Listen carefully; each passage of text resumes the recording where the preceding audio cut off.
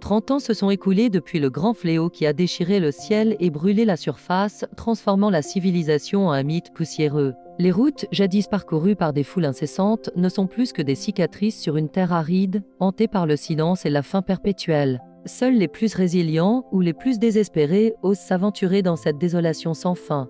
Dans cette ère d'oubli, où la connaissance est devenue plus précieuse que l'or, émerge l'ombre d'un homme. Il marche vers l'ouest, une direction dictée par une force intérieure, traversant les vestiges rouillés d'un monde disparu avec une détermination stoïque. Cet homme, solitaire et silencieux, porte un fardeau qui pourrait déterminer l'avenir de ce qui reste de l'humanité.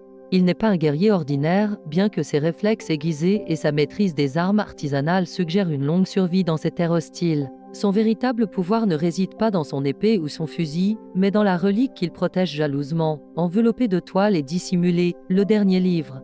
Ce livre, unique survivant des flammes du jugement dernier, contient les mots qui furent autrefois la fondation de la morale et de la foi, mais qui, entre de mauvaises mains, pourraient servir de prétexte à une nouvelle tyrannie. Sa possession est le pivot autour duquel tourne l'espoir fragile des quelques communautés restantes et la soif de pouvoir d'un chef de guerre. À l'aide, dans une enclave grise bâtie sur les ruines d'une ancienne métropole, règne Carnegie, un homme dont l'ambition n'a d'égal que la brutalité de ses méthodes. Carnegie a compris avant tout que dans ce nouveau monde de ténèbres, celui qui contrôle le récit contrôle le peuple. Il cherche ce livre non pas pour la sagesse qu'il contient, mais pour le levier qu'il représente. Carnegie envoie ses hordes de pillards motorisés, des ombres vêtues de cuir et d'acier, écumer chaque recoin de la terre ravagée, avec un seul ordre, ramener le livre, et l'homme qui le porte, vivant si possible. La traque est lancée, une course contre la montre et la décadence ambiante. Le voyage solitaire de l'homme devient une marche de sacrifice, chaque pas le rapprochant non seulement de l'Ouest mystique, mais aussi d'une confrontation inévitable.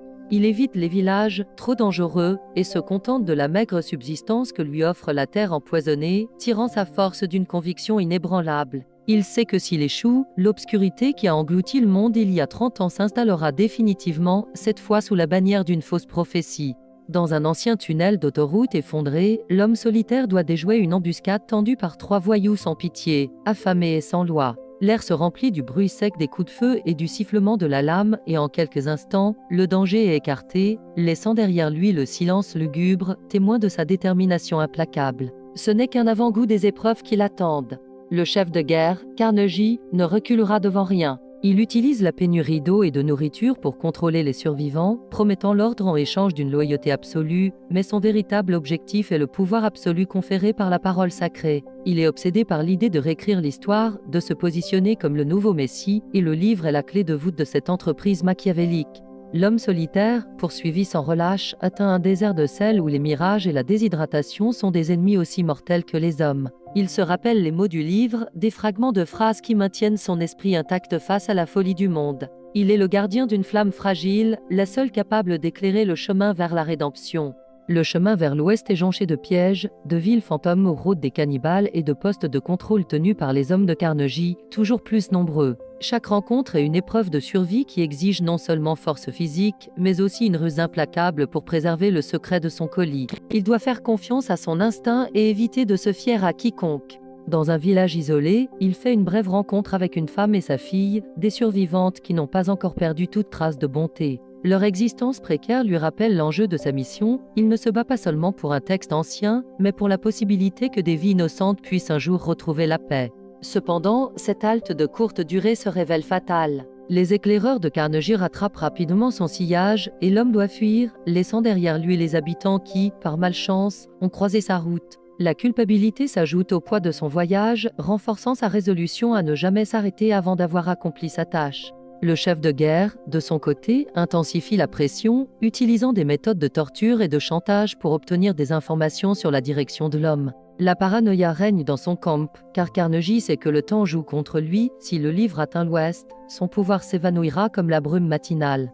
Alors que le paysage se transforme en canyon accidenté, l'homme est finalement acculé. Une patrouille d'élite, menée par le bras droit de Carnegie, l'intercepte près d'un pont effondré, dans un lieu où l'évasion semble impossible. La confrontation est inévitable, un duel brutal entre la force brute et la foi inébranlable. Il se bat avec la précision d'un homme qui n'a rien à perdre, protégeant le paquet sacré de tout son corps. Ses mouvements sont rapides, fluides, l'expérience de 30 années de survie s'exprimant dans chaque geste. Il vainc ses assaillants, mais il est blessé, le sang souillant le sable sec. Malgré la douleur lancinante, il reprend sa marche vers l'ouest, la conscience que la fin du chemin est proche le poussant en avant. Carnegie lui-même, furieux de l'échec de ses hommes, décide de prendre la tête de la chasse, jurant de récupérer ce qui lui est dû. Le dernier affrontement se déroule dans un lieu désolé et spectaculaire, une ville côtière autrefois prospère, désormais submergée par le sable. C'est là que l'homme solitaire trouve refuge, prêt à livrer son ultime bataille pour le sort de l'humanité. L'odeur du sel et de la poudre à canon se mêle dans l'air vicié. Ce n'est pas seulement une lutte pour un livre, mais pour le droit de l'humanité à se souvenir de ses erreurs et à choisir un meilleur avenir. Il est le dernier rempart entre la lumière et l'obscurité totale. Découvrez les secrets que renferme ce texte, la véritable nature de la quête et si l'homme solitaire parviendra à sauver le monde des griffes de la tyrannie. Rendez-vous sur Résumé de Movie pour ne rien manquer de cette histoire épique.